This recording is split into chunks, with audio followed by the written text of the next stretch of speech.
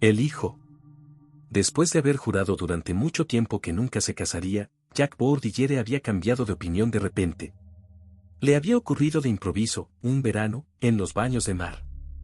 Estando una mañana tumbado en la arena, concentrado en mirar a las mujeres salir del agua, un pequeño pie lo había impresionado por su delicadeza y su gracia. Cuando levantó la vista, toda la persona lo sedujo. De toda aquella persona solo veía los tobillos y la cabeza que surgía de una bata de franela blanca, cuidadosamente cerrada. Se le tenía por sensual y vividor.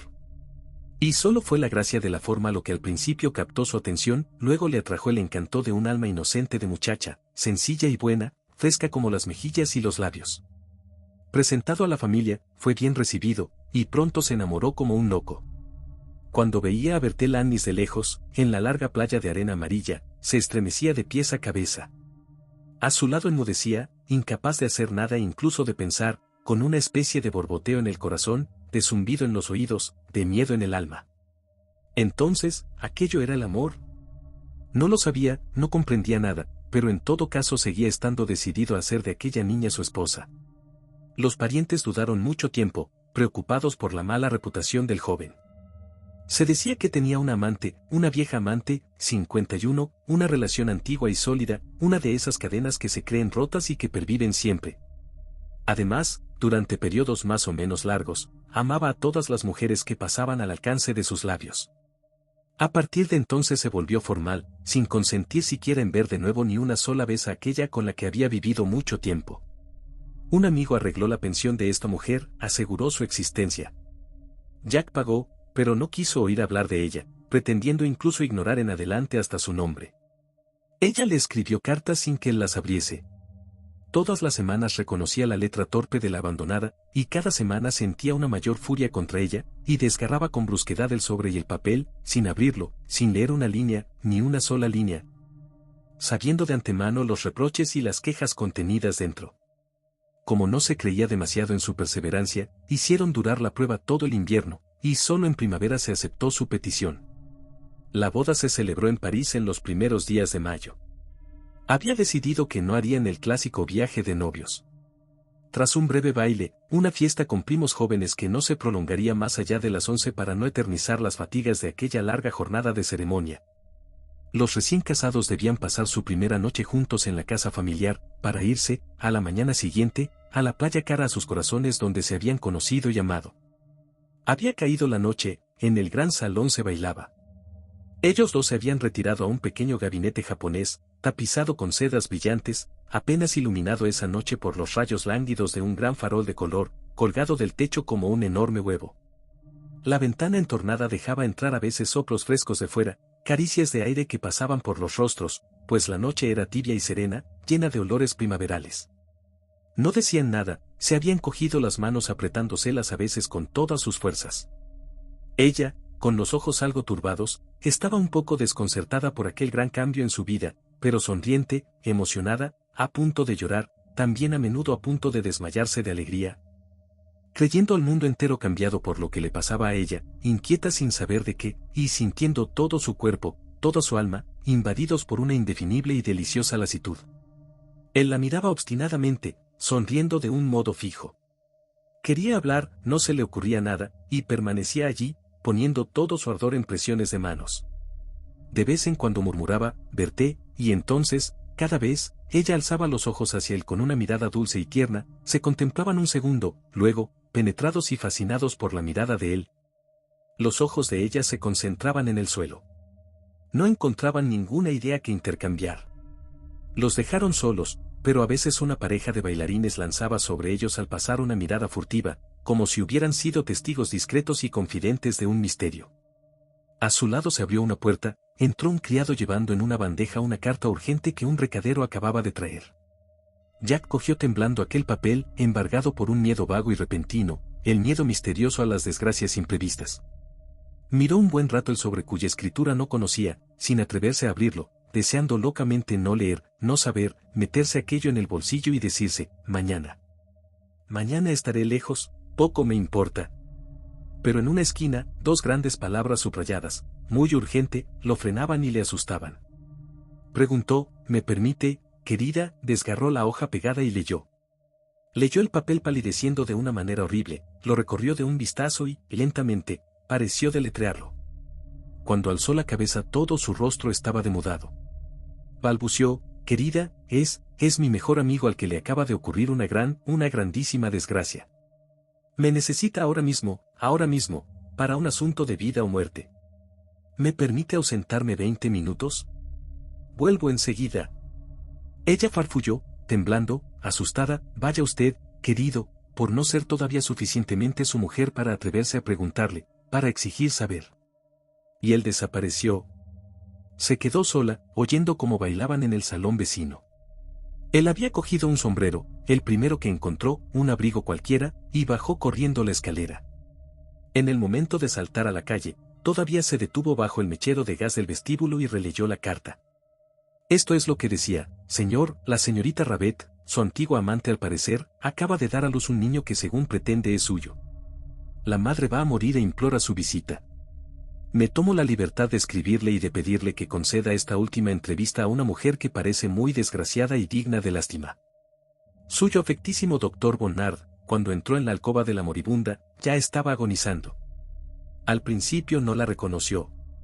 El médico y 2 enfermeras la cuidaban, y por todas partes, en el suelo, había baldes llenos de hielo y vendas llenas de sangre.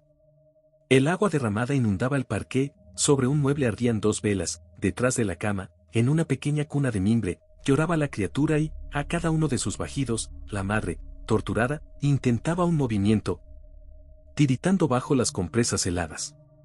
Se desangraba herida de muerte, matada por aquel nacimiento.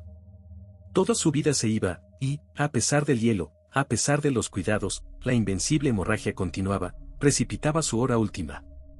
Reconoció a Jack y quiso alzar los brazos, no pudo de lo débiles que estaban, pero las lágrimas empezaron a correr sobre sus mejillas lívidas.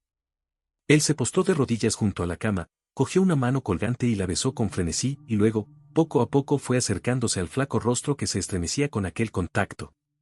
Una de las enfermeras, de pie, con una vela en la mano, los alumbraba, y el médico, que había retrocedido unos pasos, miraba desde el fondo de la alcoba. Entonces, con una voz lejana, jadeante, ella dijo: voy a morir, querido mío, prométeme que te quedarás hasta el final. Oh, no me dejes ahora, no me dejes en el último momento. Él la besó en la frente, en el pelo, sollozando. Murmuró: tranquilízate, voy a quedarme. Ella tardó unos minutos en poder hablar de nuevo, de lo muy oprimida y débil que se encontraba. Continuó: el niño es tuyo. Te lo juro ante Dios, te lo juro por mi alma, te lo juro en el momento de morir. No he amado a más hombre que a ti. Prométeme que no lo abandonarás. Él aún intentaba coger en sus brazos aquel miserable cuerpo desgarrado, vaciado de sangre. Enloquecido por los remordimientos y la pena balbuceó: te lo juro, lo criaré y le querré. No se apartará de mi lado. Entonces ella intentó besar a Jack. Incapaz de levantar su cabeza agotada, tendía los blancos labios pidiendo un beso. Él acercó la boca para recoger aquella lamentable y suplicante caricia. Algo calmada, murmuró en voz baja: tráelo, que vea yo si le quieres. Y él fue a buscar al niño. Lo depositó suavemente sobre la cama, entre ellos, y la pequeña criatura dejó de llorar. Ella murmuró: no te muevas. Y dejó de moverse. Él permaneció allí, sosteniendo en su mano ardiente aquella mano que agitaban unos estremecimientos de agonía, igual que hacía un rato había sostenido otra mano crispada por estremecimientos de amor. De vez en cuando miraba la hora, con una ojeada furtiva, acechando la aguja que pasaba de medianoche, luego de la 1, luego de las 2. El médico se había retirado, las 2 enfermeras, después de ir y venir un rato con paso ligero por la alcoba, dormitaban ahora en unas sillas. El niño dormía, y la madre, con los ojos cerrados, también parecía descansar. De repente, cuando la luz macilenta se filtraba entre las cortinas cerradas, ella tendió sus brazos con un movimiento tan brusco y tan violento que estuvo a punto de tirar al suelo a su hijo. Una especie de estertor se deslizó por su garganta, luego permaneció boca arriba, inmóvil, muerta. Cuando las enfermeras llegaron, dijeron: ha muerto. Miró una última vez a aquella mujer a la que había amado, luego al péndulo, que marcaba las 4, y se marchó olvidando su abrigo, con su frac negro, con el niño en sus brazos. Después de haberla dejado sola, su joven esposa había esperado, bastante tranquila al principio, en el pequeño gabinete japonés. Luego, al no verlo reaparecer, había pasado al salón, con aire indiferente y tranquilo, pero horriblemente inquieta. Su madre, al verla sola, le había preguntado, ¿pero dónde está tu marido? Ella había contestado, en su cuarto, ahora vuelve. Al cabo de una hora, como todos la interrogaban, habló de la carta y de la cara demudada de Jack, y su temor a una desgracia. Siguieron esperando. Los invitados se fueron, solo se quedaban los parientes más allegados. A medianoche acostaron a la novia, agitada por los sollozos. Su madre y dos tías, sentadas junto a la cama, la escuchaban llorar, mudas y desoladas. El padre se había ido a la comisaría de policía para conseguir alguna información.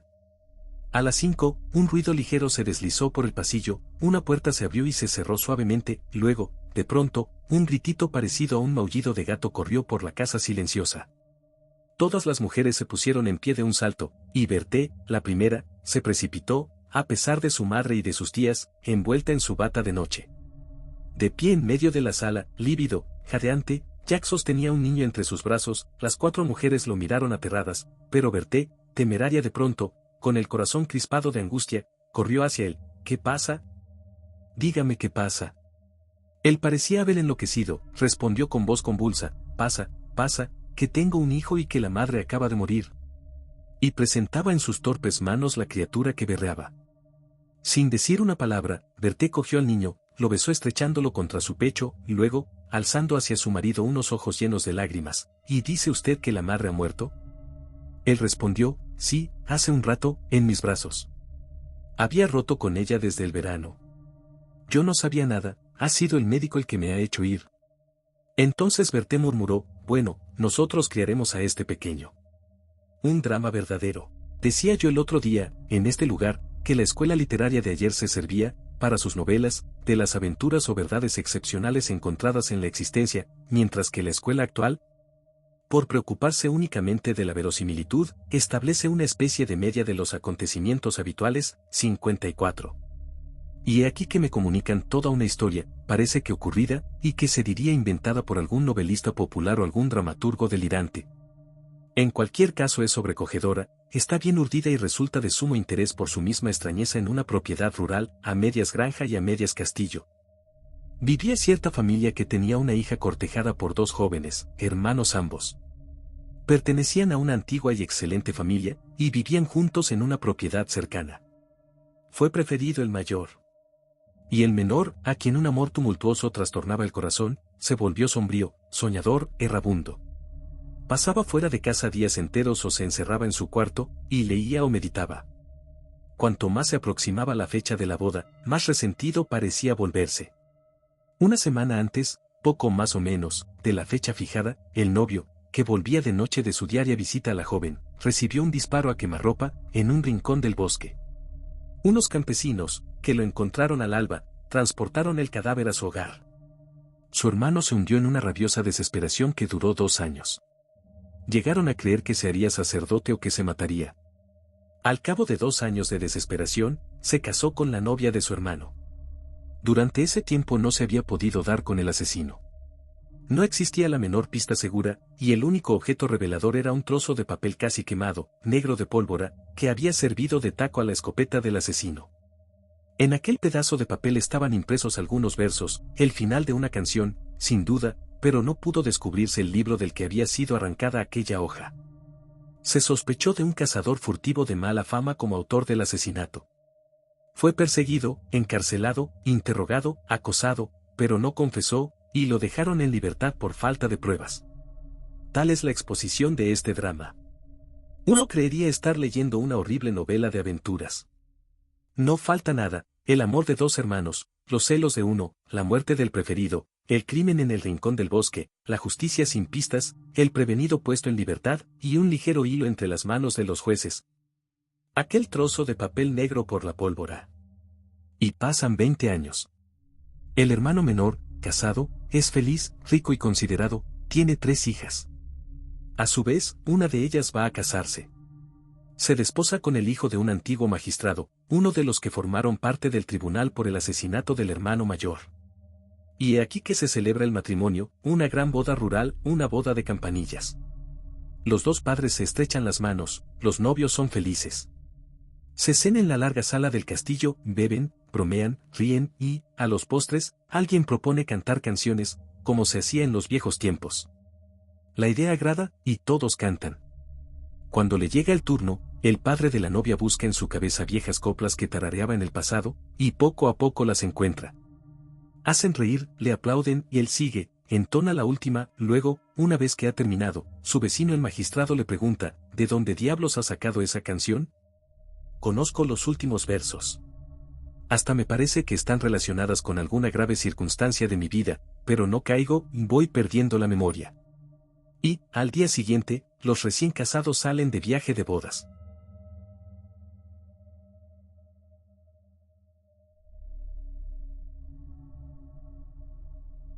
Entretanto, la obsesión por los recuerdos indecisos, ese prurito constante de recordar una cosa que sin cesar se escapa, atormentaba al padre del joven.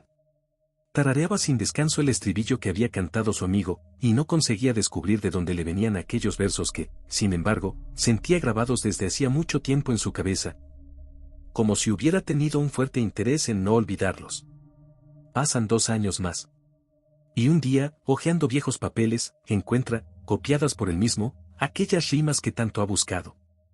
Eran los versos que habían quedado legibles en el taco de la escopeta que tiempo atrás había servido para el crimen. Vuelve entonces a iniciar por su cuenta y solo la investigación. Interroga con astucia, registra los muebles de su amigo, tanto y tan bien que encuentra el libro del que la hoja había sido arrancada. Y entonces sobreviene el drama en el corazón de ese padre. Su hijo es yerno del hombre de quien tiene violentas sospechas, pero, si aquel de quien sospecha es culpable, mató a su hermano para robarle la novia. ¿Hay crimen más monstruoso? El magistrado prevalece sobre el padre. El proceso vuelve a abrirse. El verdadero asesino es, en efecto, el hermano. Lo condenan. Tales son los hechos que me indican. Me aseguran que son verdaderos. ¿Podríamos emplearlos en un libro sin dar la impresión de imitar servilmente a los señores de Montepin y Du Bois-Gobey, 55? Así pues, en la literatura como en la vida, el axioma, no todas las verdades pueden decirse, me parece perfectamente aplicable. Insisto en este ejemplo, que me parece sorprendente. Una novela hecha con un dato semejante dejaría a todos los lectores incrédulos y provocaría la indignación de todos los verdaderos artistas. ¿Loco? ¿Estoy loco? ¿O solo celoso? No lo sé, pero sufro de un modo horrible. He cometido un acto de locura furiosa, cierto, pero los celos anhelantes, el amor exaltado, traicionado y condenado, el dolor abominable que soporto. ¿No basta todo eso para hacernos cometer crímenes y locuras sin ser realmente criminales de corazón o de cerebro? Cuánto he sufrido y sufrido de forma continuada, aguda y espantosa. Quise a esa mujer con un arrebato frenético. Y, sin embargo, ¿es cierto? ¿La quise? No. Ella me poseyó en alma y cuerpo, me invadió, me encadenó. Fui y sigo siendo su cosa, su juguete. Pertenezco a su sonrisa, a su boca, a su mirada, a las líneas de su cuerpo, a la forma de su rostro, jadeo dominado por su apariencia externa, pero a ella, a la mujer de todo esto, al ser de ese cuerpo, la odio. La desprecio, la execro, siempre la he odiado, despreciado y execrado, porque es pérfida, bestial, inmunda, impura, es la mujer de perdición, el animal sensual y falso que carece de alma. En quien el pensamiento jamás circula como un aire libre y vivificador es la bestia humana, menos. Que eso, no es más que un flanco, una maravilla de carne suave y redonda que habita la infamia. Los comienzos de nuestra relación fueron extraños y deliciosos. Entre sus brazos siempre abiertos, yo me agotaba en una furia de insaciable deseo. Como si me diesen sed, sus ojos me hacían abrir la boca. Eran grises al mediodía, se teñían de verde a la caída de la luz, y eran azules con el sol levante. No estoy loco, juro que tenían esos 3 colores. En los momentos del amor eran azules, como acardenalados, con pupilas enormes y nerviosas. Sus labios, agitados por un temblor, dejaban brotar a veces la punta rosa y mojada de su lengua, que palpitaba como la de un reptil, y sus párpados cargados se alzaban lentamente, descubriendo aquella mirada ardiente y aniquilada que me enloquecía. Al estrecharla entre mis brazos, miraba sus ojos y me estremecía, sacudido tanto por la necesidad de matar a aquella bestia como por la necesidad de poseerla continuamente. Cuando ella caminaba por mi cuarto, el rumor de cada uno de sus pasos provocaba un vuelco en mi corazón, y cuando empezaba a desnudarse y dejaba caer su vestido, al salir, infame y radiante, de las prendas interiores que se amontonaban a su alrededor, sentía a lo largo de mis miembros, a lo largo de los brazos, a lo largo de las piernas y en mi pecho jadeante, un desmayo infinito y cobarde. Cierto día me di cuenta de que estaba harta de mí. Lo vi en su mirada al despertar. Inclinado sobre ella, esperaba todas las mañanas esa primera mirada. La esperaba lleno de rabia, de odio, de desprecio hacia aquella bestia dormida de la que era esclavo. Pero cuando el azul pálido de su pupila, aquel azul líquido como el agua quedaba al descubierto, todavía lánguido, todavía fatigado, todavía enfermo por las caricias recientes, era como una llama rápida que me quemase. Exasperando mis ardores, cuando ese día su párpado se abrió, vi una mirada indiferente y sombría que ya no deseaba nada. Lo vi, lo supe, lo sentí, lo comprendí inmediatamente. Todo estaba acabado, acabado para siempre. Y tuve la prueba a cada hora, a cada segundo. Cuando la llamaba con mis brazos y mis labios, ella se volvía hacia otra parte, hastiada y murmurando, déjame, o bien, qué odioso eres, o bien, porque nunca podré estar tranquila. Entonces fui celoso, pero celoso como un perro, y taimado, desconfiado, simulador. Sabía que ella no tardaría en volver a empezar, que llegaría otro para reavivar sus sentidos. Fui celoso con frenesí, pero no estoy loco, no, desde luego que no. Esperé. Sí, la espiaba, ella no me habría engañado, pero continuaba fría, adormecida. A veces decía, me asquean los hombres. Y era cierto. Entonces tuve celos de ella misma, celos de su indiferencia, celos de la soledad de sus noches, celos de sus gestos, de su pensamiento, que yo siempre sentía infame, celos de todo lo que yo adivinaba. Y cuando algunas veces, al despertar, tenía aquella mirada blanda que seguía en tiempos pasados a nuestras noches ardientes, como si alguna lascivia acosase su alma y removiese sus deseos, yo sentía sofocos de cólera, temblores de indignación, la comezón de estrangularla, de poner mi rodilla sobre su cuerpo y hacerla confesar, mientras le apretaba la garganta, todos los secretos vergonzosos de su corazón. ¿Estoy loco? No. Pero una tarde la sentí feliz. Sentí que en ella vibraba una pasión nueva. Estaba seguro, seguro sin duda posible. Palpitaba igual que después de mis abrazos, sus ojos llameaban, sus manos estaban calientes, toda su persona vibrante desprendía aquel vapor de amor que había hecho nacer mi locura. Simulé no darme cuenta de nada, pero mi vigilancia la envolvía como una red. Sin embargo, nada descubrí. Esperé una semana, un mes, una estación. Ella se esponjaba en medio de la eclosión de un ardor incomprensible, se aplacaba en la dicha de una caricia imperceptible y, de golpe, lo adiviné. No estoy loco. Juro que no estoy loco. ¿Cómo decirlo? ¿Cómo darlo a entender? ¿Cómo expresar esa cosa abominable e incomprensible? Me enteré de la manera siguiente, una tarde, ya lo he dicho, una tarde, cuando volvía de un largo paseo a caballo, se derrumbó frente a mí con los pómulos encendidos, el pecho palpitante, las piernas flojas y los ojos amoratados, en una silla baja. Yo ya la había visto así. Amaba a alguien. No podía equivocarme. Entonces, perdiendo la cabeza, para no seguir mirándola me volví hacia la ventana, y vi a un lacayo que llevaba de la brida hacia la cuadra a su gran caballo, que se encabritaba. También ella seguía con la vista al animal enardecido que daba saltos. Luego, cuando desapareció de nuestra vista, ella se durmió de forma repentina. Estuve pensando toda la noche, y me pareció que descifraba misterios que nunca había sospechado. ¿Quién sondeará nunca las perversiones de la sensualidad de las mujeres? ¿Quién comprenderá sus inverosímiles caprichos y la satisfacción extraña de las más extrañas fantasías? Todas las mañanas, nada más apuntar la aurora, ella salía al galope por las llanuras y los bosques, y siempre volvía con las fuerzas agotadas, como tras los frenesíes del amor. Yo había comprendido. Ahora estaba celoso del caballo nervioso y galopador, celoso del viento que acariciaba su rostro cuando ella daba una carrera enloquecida, celoso de las hojas que, al pasar, besaban sus orejas, de las gotas de sol que caían sobre su frente a través de las ramas, celoso de la silla que la llevaba y que ella apretaba entre sus muslos. Era todo aquello lo que la hacía feliz, lo que la exaltaba, lo que la saciaba, la agotaba y me la devolvía luego insensible y casi desfallecida. Decidí vengarme. Fui cariñoso y atento con ella. Le ofrecía mi mano cuando iba a desmontar tras sus desenfrenadas carreras. El animal furioso se lanzaba contra mí y ella le acariciaba su cuello curvo, lo besaba en los trémulos hollares sin limpiarse luego los labios, y el perfume de su cuerpo sudoroso, como después de la tibieza del lecho, se mezclaba a mi olfato con el aroma acre y salvaje del animal. Aguardé mi día y mi hora. Ella pasaba todas las mañanas por el mismo sendero, por un bosquecillo de abedules que se adentraba hacia la selva. Salí antes de amanecer, con una cuerda en la mano y mis pistolas escondidas sobre el pecho, como si fuera a batirme en duelo. Corrí hacia el camino que tanto le gustaba, tendí la cuerda entre dos árboles, luego me escondí entre las altas hierbas. Había pegado la oreja contra el suelo, oí su galope lejano, luego lo percibí más cerca, bajo las hojas, como al final de una bóveda, llegando al galope. ¡Ay! No me había equivocado, era aquello.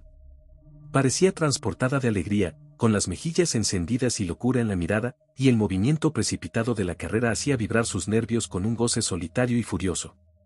El animal tropezó con las dos patas delanteras en mi trampa, y rodó por el suelo con los huesos rotos. A ella la recogí en mis brazos. Soy tan fuerte que puedo cargar con un buey. Luego, cuando la deposité en tierra, me acerqué a él, que nos miraba entonces, cuando todavía trataba de morderme, le puse una pistola en la oreja, y lo maté, como a un hombre. Pero también yo caí, con el rostro cruzado por dos golpes de fusta, y cuando ella volvía a lanzarse sobre mí, disparé mi otra bala contra su vientre. Díganme, estoy loco. La sillera. Era al final de la cena de apertura de la temporada de caza en casa del marqués de Bertrans.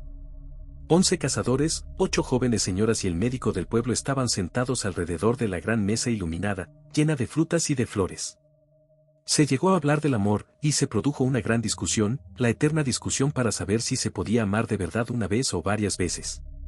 Se citaron ejemplos de gente que nunca había tenido más que un amor serio, se citaron también otros ejemplos de gente que había amado a menudo, con violencia. En general, los hombres pretendían que la pasión, como las enfermedades, puede atacar varias veces a la misma persona, y herirlo hasta matarlo si algún obstáculo se cruza en su camino. Aunque esta manera de verlo no fuera discutible, las mujeres, cuya opinión se basaba más en la poesía que en la observación, afirmaban que el amor, el verdadero amor, el gran amor, solo podía caer una vez sobre un mortal, que ese amor era semejante al rayo, y que un corazón tocado por el quedaba después tan vacío, asolado, incendiado, que ningún otro sentimiento poderoso, ningún sueño incluso, podía germinar en él de nuevo. El marqués, que había amado mucho, combatía vivamente esta creencia. Yo les digo que se puede amar varias veces con todas sus fuerzas y con toda el alma. Me citan ustedes a gente que se ha matado por amor, como prueba de la imposibilidad de una segunda pasión.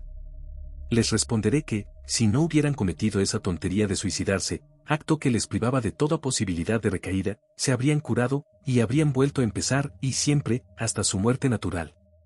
Hay enamorados como borrachos. Quien ha bebido beberá, quien ha amado amará. Es simplemente una cuestión de temperamento.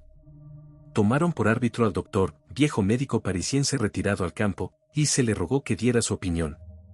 Precisamente no tenía ninguna, como ha dicho el marqués, es una cuestión de temperamento, por lo que a mí se refiere, he sabido de una pasión que duró 50 años sin un día de tregua, y que solo terminó con la muerte.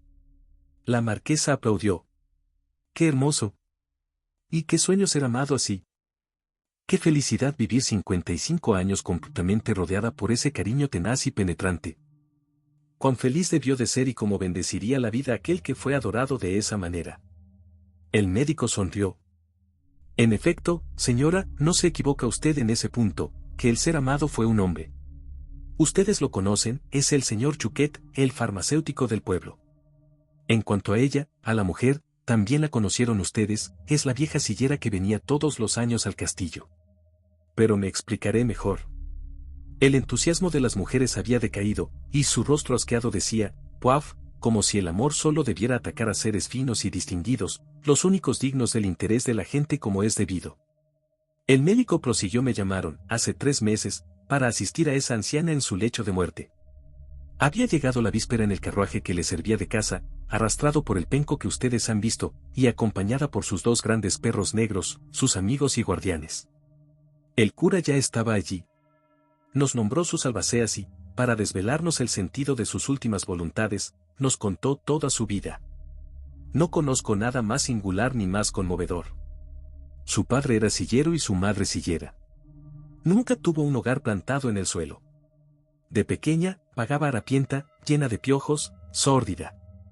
Se detenían en la entrada de los pueblos, a lo largo de las cunetas, desenganchaban el carromato, el caballo pasía, el perro dormía con el hocico entre las patas.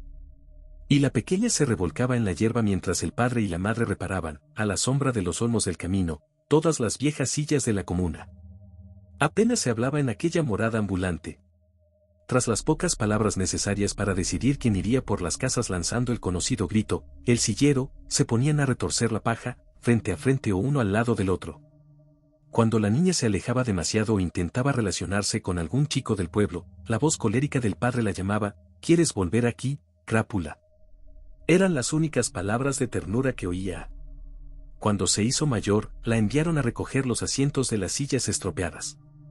Entonces inició algunas amistades, de pueblo en pueblo, con los críos, pero entonces eran los padres de sus nuevos amigos los que llamaban brutalmente a sus hijos, ¿quieres venir aquí, granuja? Que no vuelva a verte hablar con desarrapados. A menudo los chavales le tiraban piedras.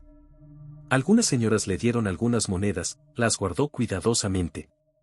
Un día, tenía entonces 11 años, cuando pasaba por este pueblo, encontró detrás del cementerio al pequeño Chuquet llorando porque un compañero le había robado 2 ochavos. Aquellas lágrimas de un chiquillo burgués, de uno de aquellos críos a los que se imaginaba, en su débil cabecita de desheredada, siempre contentos y alegres, la alteraron. Se acercó, y cuando supo el motivo de su pena, le puso entre las manos todos sus ahorros, 7 sous, que él cogió con naturalidad, enjugándose las lágrimas. Entonces, loca de alegría, tuvo la audacia de darle un beso. Como él estaba mirando atentamente las monedas, se dejó hacer. Al no verse ni rechazada, ni golpeada, volvió a empezar, lo abrazó con todas sus fuerzas, con todo su corazón. Luego echó a correr. ¿Qué pasó en aquella pobre cabeza? ¿Nació su amor por aquel chiquillo porque ella le había sacrificado su fortuna de vagabunda, o porque le había dado su primer tierno beso? El misterio sigue siendo el mismo para los pequeños que para los mayores. Durante meses soñó con aquel rincón del cementerio y con aquel muchacho. Con la esperanza de volver a verlo robó a sus padres, sisándoles un sou por aquí, otro sou por allá, en una compostura o en las provisiones que iba a comprar. Cuando regresó, tenía 2 francos en su bolsillo, pero solo pudo ver al pequeño farmacéutico, muy limpio, detrás de los cristales de la tienda paterna, entre un tarro rojo y una tenía. No por ello lo quiso menos, seducida, emocionada, extasiada ante aquella gloria del agua coloreada, ante aquella apoteosis de cristales relucientes. Conservó en su interior su recuerdo imborrable, y, cuando volvió a verlo, al año siguiente, detrás de la escuela, jugando a las canicas con sus compañeros, se lanzó sobre él. Lo estrechó entre sus brazos y lo besó con tanta violencia que él se puso a chillar de miedo. Entonces, para calmarlo, le dio su dinero, 3 francos 20, un verdadero tesoro, que él miraba con ojos desorbitados. Lo cogió y se dejó acariciar todo lo que ella quiso. Durante 4 años más, puso entre sus manos todas sus reservas, que él se embolsaba con plena conciencia a cambio de besos consentidos. Una vez fueron 30 sous, otra 2 francos, otra 12 sous, lloró de pena y de humillación, pero el año había sido malo, y la última vez, 5 francos, una gran moneda redonda, que le hizo reír de satisfacción. Ya solo pensaba en él y él esperaba su regreso con cierta impaciencia, corría a su encuentro al verla, lo cual hacía palpitar el corazón de la chiquilla. Luego él desapareció. Lo habían metido en el colegio. Ella lo supo haciendo hábiles interrogatorios. Entonces utilizó una diplomacia infinita para cambiar el itinerario de sus padres y hacerlos pasar por aquí durante las vacaciones. Lo consiguió, pero tras un año de argucias. Había estado 2 años sin volver a verlo, y apenas lo reconoció, tanto había cambiado, crecido, embellecido, imponente con su guerrera de botones dorados. Él fingió no verla y pasó orgullosamente a su lado. Lloró durante 2 días, y desde entonces sufrió infinitamente. Volvía todos los años, pasaba delante de él sin atreverse a saludarlo y sin que él se dignase siquiera volver los ojos hacia ella. Lo amaba locamente. Me dijo, es el único hombre que he visto en la tierra, señor médico, ni siquiera sé si los otros existían. Murieron sus padres. Ella continuó el oficio, pero cogió 2 perros en lugar de uno, 2 terribles perros a los que nadie se habría atrevido a desafiar un día, al volver a este pueblo donde su corazón se había quedado. Vio a una joven que salía de la tienda Chuquet del brazo de su amado. Era su mujer. Se había casado. Esa misma noche, se tiró a la charca que hay en la plaza del ayuntamiento. Un borracho rezagado la repescó, y la llevó a la farmacia. Chuquet hijo bajó en bata, para cuidarla, y, sin parecer reconocerla, la desnudó, le dio fricciones, luego le dijo con voz severa, «Está usted loca. No hay que ser tan idiota». Esto bastó para curarla. Él le había hablado. Era feliz para mucho tiempo. Él no quiso aceptar ninguna remuneración por sus cuidados, aunque ella insistiese vivamente para pagarle. Y toda su vida transcurrió así. Arreglaba sillas pensando en Chuquet. Todos los años lo veía detrás de sus cristales. Tomó la costumbre de comprar en su tienda provisiones de pequeños medicamentos. De modo que lo veía de cerca, y él le hablaba, y seguía dándole dinero. Como ya les he dicho al principio, murió esta primavera. Después de haberme contado toda esta triste historia, me rogó que entregara a aquel a quien tan pacientemente había amado todas las economías de su existencia, porque solo había trabajado para él, decía, ayunando incluso para ahorrar, y estar segura de que él pensaría en ella, por lo menos una vez, cuando estuviera muerta. Así pues, me dio 2.327 francos. Dejé al señor cura los 27 francos para el entierro y me llevé el resto una vez que exhaló su último suspiro. Al día siguiente me dirigí a casa de los Chuquet. Acababan de almorzar uno frente a otro, gordos y colorados, oliendo a productos farmacéuticos, importantes y satisfechos. Me hicieron sentarme, me ofrecieron un kirsch, que acepté, y empecé mi discurso con voz emocionada, persuadido de que iban a llorar. En cuanto hubo comprendido que había sido amado por aquella vagabunda, por aquella sillera, por aquella trashumante, Chuquet dio un brinco de indignación, como si ella le hubiera robado su reputación, la estima de la gente honrada. Su felicidad íntima, algo delicado que para él era más querido que la vida. Su mujer, tan exasperada como Chuquet, repetía, «Esa mendiga. Esa mendiga. Esa mendiga», sin poder encontrar nada más. Él se había levantado, caminaba a zancadas detrás de la mesa, con el gorro griego ladeado sobre una oreja. Balbucía, «¿Se puede comprender, doctor? Qué cosas tan horribles para un hombre. ¿Qué hacer? Oh, de haberlo sabido cuando vivía, la habría hecho detener por los gendarmes y meter en prisión. Y no habría salido, se lo aseguro». Yo estaba estupefacto ante el resultado de mi compasiva gestión. No sabía qué decir ni qué hacer. Pero debía completar mi misión. Proseguí, me encargó que le diese sus ahorros, que ascienden a 2.300 francos. Como lo que acabo de comunicarle parece ser muy desagradable para usted, quizá lo mejor sería dar este dinero a los pobres. Me miraban, marido y mujer, petrificados de pasmo. Saqué el dinero de mi bolsillo, el miserable dinero de todos los pueblos y de todos los tipos, oro y cobres mezclados. Luego pregunté, ¿qué deciden? La señora Chuquet fue la primera en hablar, pues, dado que era su última voluntad, de esa mujer, me parece que nos resulta muy difícil rechazarlo. El marido, vagamente confuso, continuó, siempre podríamos comprar con esto alguna cosa para nuestros hijos. Dije con aire seco, como ustedes quieran. Él prosiguió, dénoslo, ya que ella se lo encargó, ya encontraremos la manera de emplearlo en alguna buena obra. Entregué el dinero, saludé y me marché. Al día siguiente Chuquet vino a buscarme y, bruscamente, pero dejó aquí su carro, esa mujer. ¿Qué va a hacer usted con ese carro? Nada, quédeselo si quiere. Estupendo, me viene bien, haré con él una cabaña para mi huerto. Se marchaba. Lo llamé, también dejó su viejo caballo y sus 2 perros. ¿Los quiere? Él se detuvo, sorprendido, no, eso sí que no. ¿Qué quiere que haga con ellos? Disponga usted como quiera. Y reía. Luego me tendió la mano, que estreché. ¿Qué quieren ustedes? No estaría bien que, en un pueblo, el médico y el farmacéutico fueran enemigos. Guardé los perros en mi casa. El cura, que tiene un gran corral, se quedó con el caballo. El carromato les sirve de cabaña a Chuquet, y con el dinero compró 5 obligaciones de ferrocarriles. Ahí tienen el único amor profundo que he encontrado en mi vida. El médico se calló. Entonces la marquesa, que tenía lágrimas en los ojos, suspiró, decididamente, solo las mujeres saben amar. Un parricida. El abogado había alegado locura. ¿Cómo explicar de otro modo aquel extraño crimen? Una mañana habían encontrado en un cañaveral, cerca de Chateau, 2 cadáveres abrazados, una mujer y un hombre, gente de mundo famosa, ricos, todavía jóvenes, y solo casados desde el año anterior, siendo ella viuda desde hacía 3 años. No se les conocían enemigos, no habían sido robados. Parecía que los hubieran arrojado a la ribera del río después de haberlos atravesado, uno tras otro, con un largo punzón de hierro. La investigación no conseguía descubrir nada. Los marineros interrogados no sabían nada, iban a abandonar el caso cuando un joven ebanista de un pueblo vecino, llamado George Louis, llamado el Burgués, se presentó para que lo apresaran.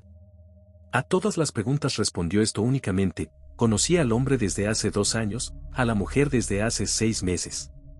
Venían con frecuencia a que les reparara muebles antiguos, porque soy hábil en mi oficio. Y cuando le preguntaban, ¿por qué los mató?, respondía obstinadamente: los maté porque quise matarlos. No hubo manera de sacarle nada más. Aquel hombre era un hijo natural sin duda, enviado a casa de una nodriza de la región y luego abandonado. No tenía más nombre que George Louis, pero como al crecer resultó singularmente inteligente, con gustos y delicadezas instintivas que no tenían sus compañeros, lo apodaron el Burgués, y no se le llamaba de otro modo. Tenía fama de notablemente hábil en el oficio de ebanista que había adoptado. Hasta hacía un poco de escultura en madera. También se decía que era partidario muy exaltado de las doctrinas comunistas y hasta nihilistas, gran lector de novelas de aventuras, de novelas con dramas sangrientos. El lector influyente y orador hábil en las reuniones públicas de obreros o campesinos, 60. El abogado había alegado locura. ¿Cómo podía admitirse, en efecto, que aquel obrero hubiera matado a sus mejores clientes, unos clientes ricos y generosos? Él mismo lo reconocía, que le habían hecho encargos, desde hacía 2 años, por valor de 3.000 francos, sus libros de cuentas lo atestiguaban. Solo había una explicación: la locura, la idea fija del desclasado que se venga en 2 burgueses de todos los burgueses. Y el abogado hizo una hábil alusión a ese apodo del burgués que daban por la región a aquel abandonado, exclamaba: ¿no es una ironía? ¿Y una ironía capaz de exaltar todavía a este desgraciado muchacho que no tiene padre ni madre? Es un republicano ardiente. ¿Qué digo? Hasta pertenece al partido político que la República fusilaba y deportaba no hace mucho y al que ahora recibe con los brazos abiertos, a ese partido para el que el incendio es un principio y el asesinato un recurso natural. 61. Estas tristes doctrinas, aclamadas hoy día en las reuniones públicas, han causado la perdición de este hombre. Ha oído a republicanos, incluso a mujeres, sí, a mujeres, pedir la sangre del señor Gambetta, la sangre del señor Grevy. 62. Su espíritu enfermo ha zozobrado. Ha querido sangre, sangre de burgués. No es él a quien hay que condenar, señores, es a la comuna. Corrieron murmullos de aprobación. Se notaba que el abogado había ganado la causa. El ministerio fiscal no replicó. Entonces el presidente le hizo al acusado la pregunta de rigor: acusado, ¿tiene algo que añadir en su defensa? El hombre se levantó. Era de pequeña estatura, de un rubio de lino, de ojos grises, fijos y claros. Una voz fuerte, franca y sonora salía de aquel frágil muchacho y cambiaba de manera repentina, con las primeras palabras, la opinión que se habían hecho de él. Habló en voz alta, en un tono declamatorio, pero tan nítido que sus menores palabras se dejaban oír hasta el fondo de la gran sala. Señor presidente, como no quiero ir a una casa de locos, y antes prefiero la guillotina, voy a decirle todo. Maté a ese hombre y a esa mujer porque eran mis padres. Ahora, escúcheme y júzgueme. Una mujer que había dado a luz a un hijo, lo envió a alguna parte con una nodriza. Solo supo a qué pueblo había llevado su cómplice a la pequeña criatura inocente, pero condenada a la miseria eterna, a la vergüenza de un nacimiento ilegítimo y más que eso, a la muerte, puesto que lo abandonaron. Puesto que la nodriza, al dejar de recibir la pensión mensual, podía, como hacen a menudo, dejarlo perecer, sufrir de hambre, morir de desamparo. La mujer que me dio de mamar fue honrada, más mujer, más honrada, más grande, más madre que mi madre. Me crió. Se equivocó al cumplir con su deber. Más vale dejar perecer a esos miserables lanzados a los pueblos de los suburbios como se arroja la basura en las afueras. Crecí con la vaga impresión de que llevaba en mí un deshonor. Los otros niños me llamaron un día, bastardo. No sabían lo que significaba esa palabra, oída por ellos a sus padres. También yo lo ignoraba, pero la sentí. Yo era, puedo decirlo, uno de los más inteligentes de la escuela. Habría sido un hombre honrado, señor presidente, quizá un hombre superior, si mis padres no hubieran cometido el crimen de abandonarme. Y ese crimen lo cometieron contra mí. Yo fui la víctima, ellos los culpables. Yo estaba indefenso, ellos fueron despiadados. Debían amarme, me rechazaron. Yo les debía la vida, pero ¿es un regalo la vida? En cualquier caso, la mía no era más que una desgracia. Después de su vergonzoso abandono, yo solo les debía la venganza. Cometieron contra mí el acto más inhumano, más infame, más monstruoso que se pueda cometer contra un ser. Un hombre injuriado, golpea, un hombre robado recupera sus bienes por la fuerza, un hombre deshonrado mata. Yo he sido más robado, engañado, martirizado, moralmente abofeteado, deshonrado, que todos esos cuya cólera usted absuelve. Me he vengado, he matado. Estaba en mi legítimo derecho. Les quité su vida a cambio de la vida horrible que me habían impuesto. Y usted va a hablarme de parricidio.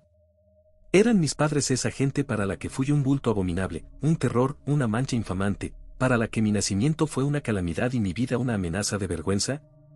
Buscaban un placer egoísta, tuvieron un hijo imprevisto. Eliminaron al hijo. Ahora me corresponde a mí hacer lo mismo con ellos.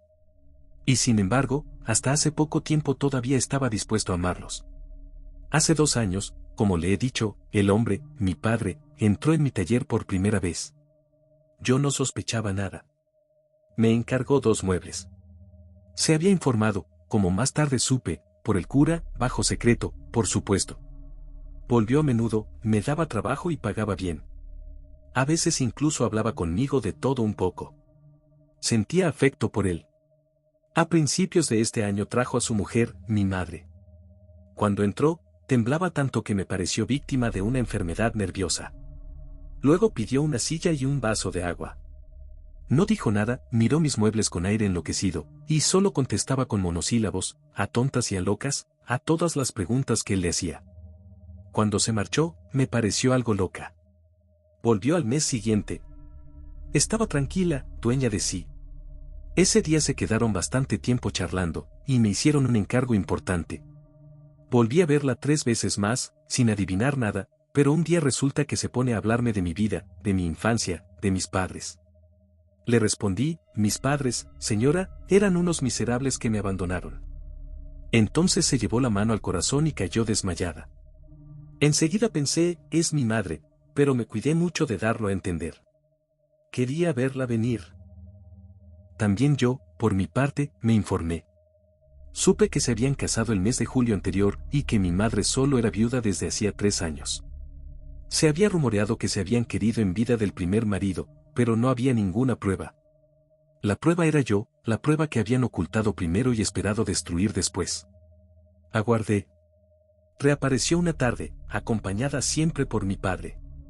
Ese día parecía muy emocionada, no sé por qué. Luego, en el momento de irse, me dijo, le aprecio mucho porque parece usted un muchacho honrado y trabajador, sin duda pensará en casarse algún día, quiero ayudarle a escoger libremente a la mujer que le convenga. Yo estuve casada una vez contra mi voluntad y sé cómo se sufre. Ahora soy rica, no tengo hijos, soy libre, dueña de mi fortuna. Aquí tiene su dote. Me tendió un gran sobre lacrado. La miré fijamente, luego le dije, ¿es usted mi madre?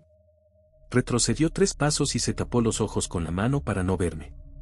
Él, el hombre, mi padre, la sostuvo en sus brazos y me gritó, ¿pero está usted loco? Respondí, en absoluto. Sé que son ustedes mis padres. No pueden seguir engañándome.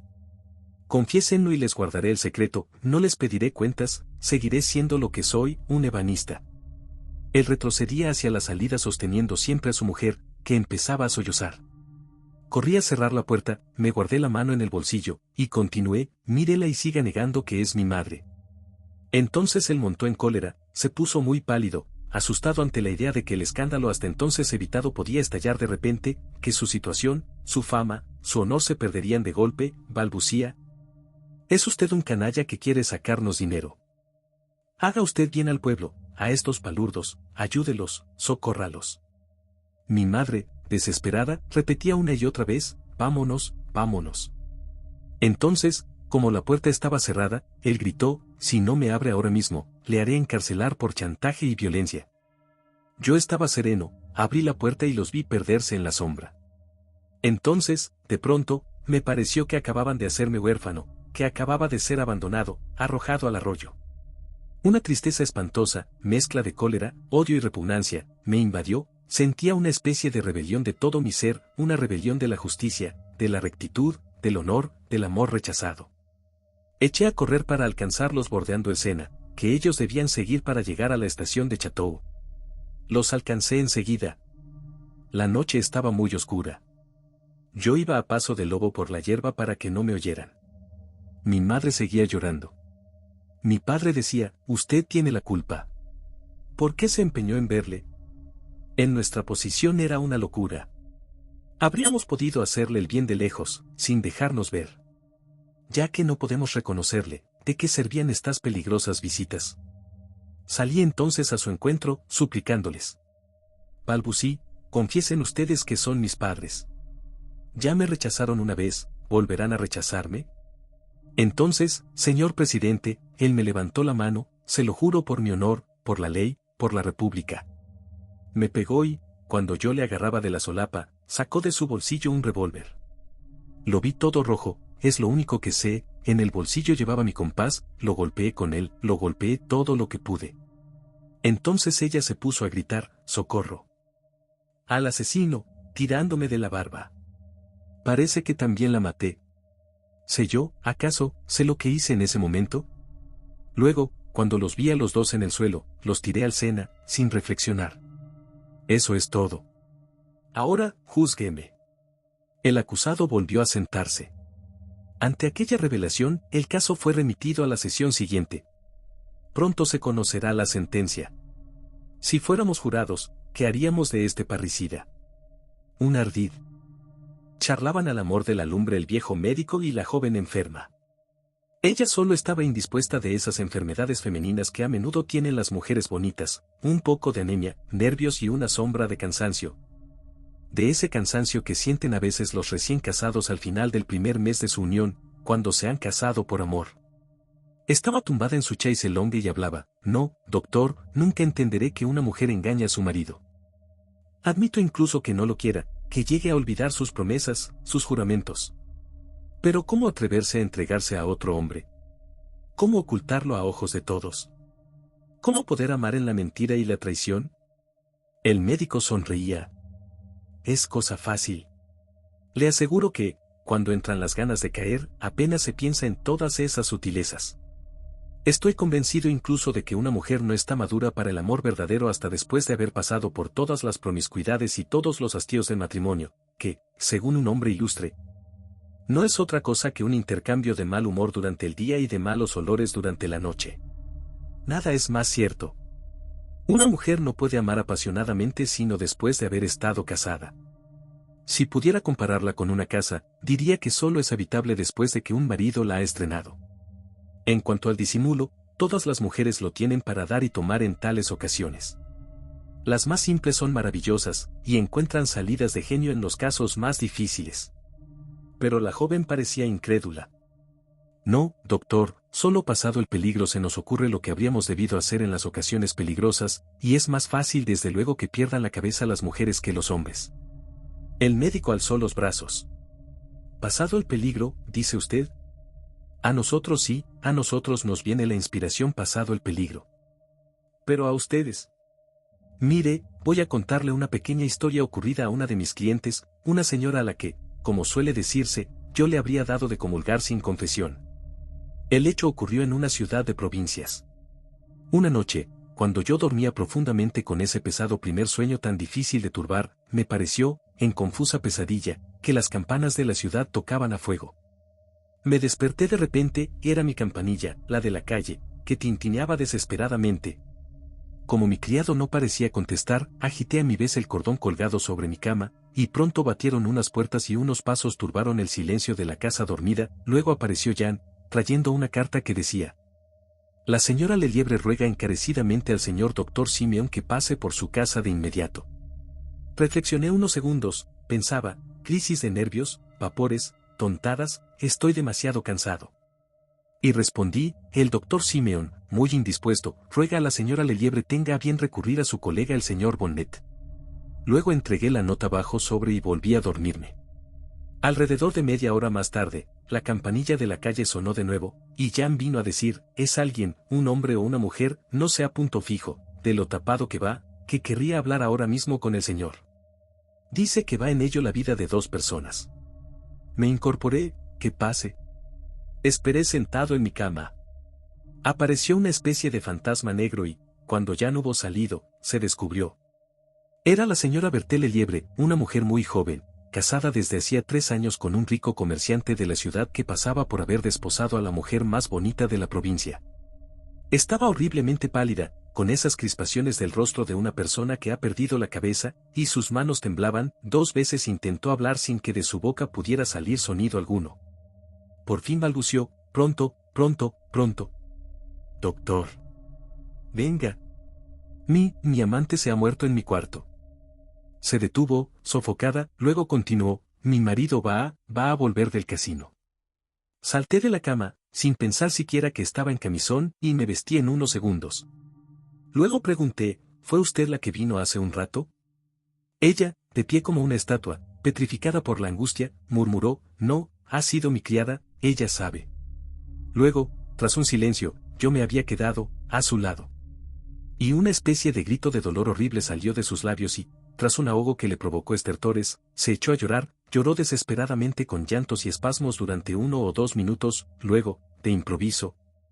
Sus lágrimas se detuvieron, se agotaron, como si por dentro las hubiera secado el fuego, y trágicamente calma dijo, vamos, deprisa. Yo estaba preparado, pero exclamé, diablos, no he mandado enganchar mi cupé. Ella respondió, yo tengo uno, tengo el de él, que lo esperaba. Se embozó hasta los cabellos. Partimos. Cuando estuvo a mi lado, en la oscuridad del coche, me cogió bruscamente la mano y, estrujándola entre sus dedos finos, balbució con sacudidas en la voz, sacudidas procedentes del corazón desgarrado, oh, si usted supiera. Si supiera cómo sufro. Lo amaba locamente, como una insensata, desde hace 6 meses. Pregunté, ¿están despiertos en su casa? Ella respondió, no, nadie, salvo Rose, que está al tanto de todo. Nos detuvimos delante de su puerta, todos dormían, en efecto, en la casa, entramos sin ruido con una llave maestra y subimos de puntillas. La criada, asustada, se había sentado en el suelo en lo alto de la escalera, con una vela encendida a su lado, porque no se había atrevido a quedarse junto al muerto. Y penetré en la habitación. Estaba toda revuelta como después de una pelea. La cama arrugada, en desorden, deshecha, seguía estando abierta, parecía esperar, una sábana arrastraba hasta la alfombra, unas toallas mojadas, con las que habían flotado las sienes del joven. Yacían en el suelo al lado de una palangana y de un vaso. Y un singular olor a vinagre de cocina mezclado con aromas de Lubin, 64, revolvía el estómago ya desde la puerta. Tendido cuán largo era, de espaldas, en medio de la habitación, estaba el cadáver. Me acerqué, lo examiné y lo tenté, y le abrí los ojos, le palpé las manos, luego, volviéndome hacia las 2 mujeres que tiritaban como si hubieran estado heladas, les dije, ayúdenme a llevarlo a la cama. Y lo acostamos despacio. Entonces le ausculté el corazón y puse un espejo delante de la boca, luego murmuré, se acabó, vistámoslo enseguida. Era una escena horrible de ver. Yo cogía uno a uno los miembros, como los de una enorme muñeca, y los tendía hacia las prendas de vestir que traían las mujeres. Se le pusieron los calcetines, los calzones, el pantalón, el chaleco, luego la levita, en la que nos costó mucho trabajo hacer pasar los brazos. Cuando hubo que abotonar las botinas, las 2 mujeres se pusieron de rodillas mientras yo les alumbraba, pero como los pies estaban un poco hinchados, fue espantosamente difícil. Como no habían encontrado el abotonador, utilizaban sus horquillas. Tan pronto como estuvo terminada la horrible tarea de vestirlo, contemplé nuestra obra y dije, convendría peinarlo un poco. La criada fue a buscar el cepillo y el peine de su ama, pero como temblaba, arrancaba con movimientos involuntarios los cabellos largos y enredados. La señora Leliebre se apoderó violentamente del peine y le arregló la cabellera con suavidad, como si estuviese acariciándola. Rehizo la raya, cepilló la barba, luego enrolló lentamente el bigote en su dedo, como estaba acostumbrada a hacer, sin duda, en sus familiaridades amorosas. Y de repente, soltando lo que tenía en las manos, cogió la cabeza inerte de su amante y miró larga, desesperadamente, aquella cara muerta que ya no le sonreía, luego, abalanzándose sobre él. Lo estrechaba entre sus brazos besándolo con furia. Sus besos caían como golpes sobre la boca cerrada, sobre los ojos apagados, sobre las sienes, sobre la frente. Después, acercándose a la oreja, como si él hubiera podido oírla todavía, como para balbucir la palabra que hace más ardientes los abrazos, repitió, 10 veces seguidas, con voz desgarradora. Adiós, querido. Pero el péndulo dio las 12. Me sobresalté, diablos, las 12, es la hora a la que se cierra el casino. Vamos, señora, un poco de valor. Ella se incorporó. Ordené, llevémoslo al salón. Lo cogimos entre los tres y, una vez transportado, lo hice sentar en un sofá y luego encendí los candelabros. La puerta de la calle se abrió y se cerró pesadamente. Era él ya. Grité, Rose, deprisa, tráigame las toallas y la palangana, y arregle el cuarto, dese prisa, por Dios. Ya vuelve el señor Leliebre. Oí sus pisadas subiendo, acercándose. Unas manos palpaban las paredes en la sombra. Entonces llamé, por aquí, querido, hemos tenido un accidente. Y el estupefacto marido apareció en el umbral, con un puro en la boca. Preguntó, ¿cómo? ¿Qué ocurre? ¿Qué es esto? Fui hacia él, amigo mío, nos encuentra usted en un buen aprieto. Me había quedado hasta tarde hablando con su mujer y nuestro amigo que me había traído en su coche. De repente ha caído desplomado, y desde hace 2 horas, a pesar de nuestros cuidados, está sin conocimiento. No he querido llamar a nadie de fuera de la casa. Ayúdeme a bajarlo, le cuidarán mejor en su domicilio. El esposo, sorprendido, pero sin desconfianza, se quitó el sombrero, luego agarró por debajo de los brazos a su rival ya inofensivo. Yo me coloqué entre sus piernas, como un caballo entre las 2 varas, y así bajamos la escalera, alumbrados ahora por la esposa. Cuando estuvimos delante de la puerta, incorporé el cadáver y le hablé, animándolo para engañar a su cochero. Vamos, mi buen amigo, no será nada, ya se siente mejor, ¿verdad? Vamos, anímese, un poco de valor, haga un pequeño esfuerzo, y ya está. Como notaba que iba a derrumbarse, que se me iba de entre las manos, le propiné un fuerte golpe con el hombro que lo lanzó hacia adelante y lo hizo entrar en el coche, y luego, yo monté detrás. El marido, inquieto, me preguntaba, ¿cree usted que será grave? Respondí, no, sonriendo, y miré a la mujer. Ella había cogido el brazo del esposo legítimo y hundía sus ojos fijos en el fondo oscuro del cupé. Les estreché las manos y di la orden de arrancar. Durante el trayecto el muerto se me vino encima de la oreja derecha. Cuando hubimos llegado a su casa, anuncié que había perdido el conocimiento por el camino. Ayudé a subirlo a su habitación, luego, certifiqué el deceso, ante su afligida familia representé toda una nueva comedia. Por fin, pude volver a mi cama, no sin echar pestes contra los enamorados. El doctor se calló, sin dejar de sonreír. La joven, crispada, preguntó, ¿por qué me ha contado esa espantosa historia? Él saludó galante. Para ofrecerle mis servicios, si llega la ocasión.